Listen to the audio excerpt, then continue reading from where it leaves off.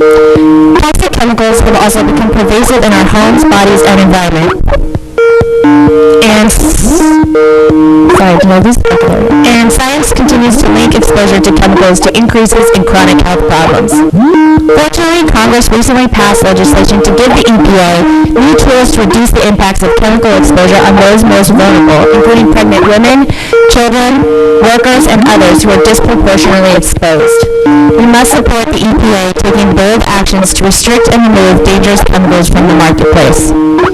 Lastly, America's public lands and open spaces are some of our nation's most prized possessions. The platform should encourage landscape-level conservation while continuing to protect our wildlife and invest in critical conservation programs.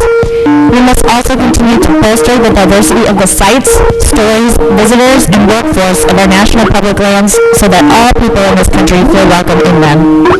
In conclusion, we encourage the Platform Committee to make safeguarding our environment one of the central pillars of the platform, and we thank you for the opportunity to testify. Thank you very much. Any questions? Thank you very much. Thank you.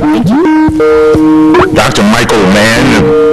Dr. Mann is a distinguished professor of atmospheric science at Penn State University with joint appointments in the Department of Geosciences and the Earth and Environmental Systems Institute. He's also director of the Penn State Earth System Science Center. His research involves the use of theoretical models and observational data to better understand the Earth's climate system. Welcome. Thank you, Congressman Cummings and committee members. I'm honored to speak to you today about this critical